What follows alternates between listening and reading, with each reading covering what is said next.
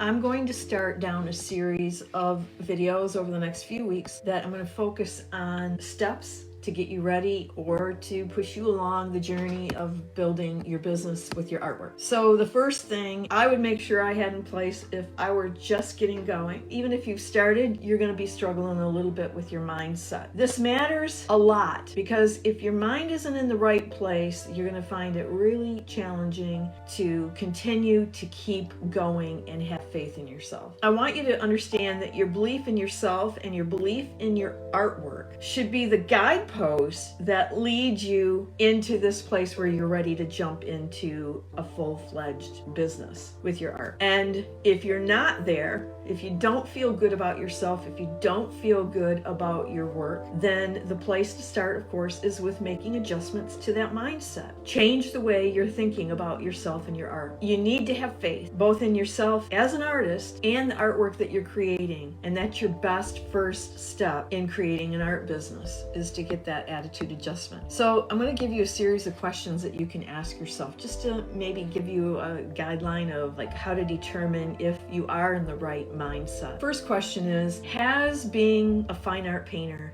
been a lifetime dream of yours? Or have you been wanting to do it for a long time? Even if it hasn't been something that you thought of as a child, has it been something that you've thought of periodically through your adult life? Because if you're just looking at it as a way to make some extra income or something like that, then going into business might not be the right thing for you because it takes a commitment. The second question would be, do I feel like it's now or never? In other words, we all come to these points in our lives. You'll be up against something. It has been in the past, maybe been working in your life, but at this point, it just doesn't feel like it is working for you now, and you feel like you're up against a wall and that something has to change. And sometimes that can give us that sensation of, either I'm doing this now or I'll never have another opportunity to do it again. If that's you, if you're in that spot and you're thinking about jumping into this fine art career, then have you been dreaming about this for a while? Is this something that you really feel like you really want? Now the next question is, am I committed to do this endeavor no matter what? In other words,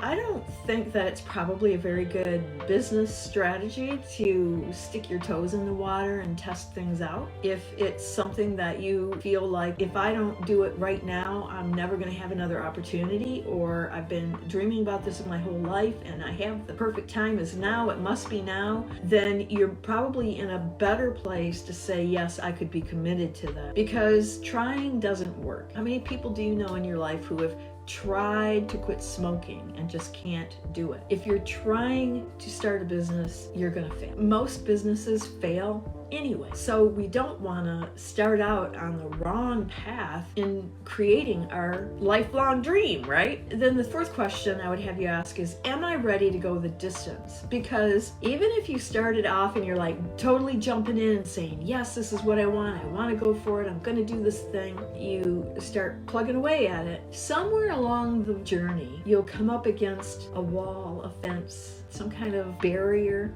to the next level for you or the next stage in that progression, and it can seem really, really hard. And this happens, I don't care who you are, this just happens in business. You just come up against something that brings up conflict or maybe overwhelm, or maybe these feelings of, maybe I'm an imposter, or maybe I just don't know if I can manage all of this mentally or physically. And it's really just pushing you up against the perceived limitations that you've held about your life. And it's asking you to let go of some of the things that maybe aren't serving you any longer and readjust your patterning so that you can move past that little barrier and continue on. And some people, especially if you're trying to do it all on your own, you'll hit that spot and feel like, I can't do this. This is too hard. It's too much. It's more than I thought it would be. And they'll give up and not move forward. A couple of things that could help alter your mindset in the beginning is understanding that failure doesn't exist. We tend to label situations and people with that word. It's really not fitting in a scenario where you are going to build a business. You have to change the way you look at that word failure. It simply means that you've given up. If you decide before you even begin that you're not going to give up, then there's no way you could fail, because everything that you come up against, you'll figure it out. Everything is figure outable. When it gets tough, that just means you need to be a little more resourceful, because everything is figure outable.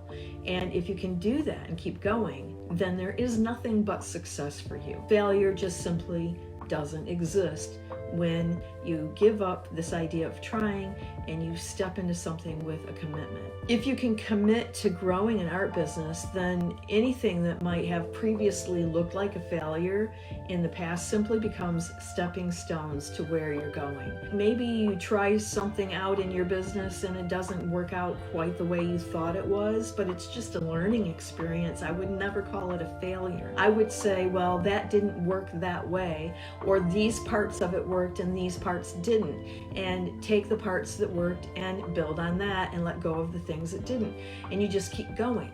If you keep going, you cannot fail, right? I would start out just knowing that you are totally committed to your dream, and then just keep in mind that you have to figure it out as you go. And sometimes that means getting the help, or even if you want to go faster, sometimes you need to get the help so that somebody can fill in the blanks of all the things that you don't know. And then second, I want you to let your heart lead your way. Your heart always knows what's best for you. And a lot of times our training is about being logical thinkers and planning things out and making logical choices and taking logical steps. And when it comes to creating and marketing and selling your paintings, you need to let your heart lead, at least most of the time, because your heart is going to send you in the direction that's perfectly suited for you, which might not look exactly like somebody's method or business strategy. You may have to move in a slightly different direction because you are unique, your artwork is unique, and it might require you to be a little more flexible in that. But if you can do those things, if you can ask yourself those questions, if you can be committed and have faith, there's no reason why you couldn't just dive in to starting a business. I have left a link in this description, and I will put it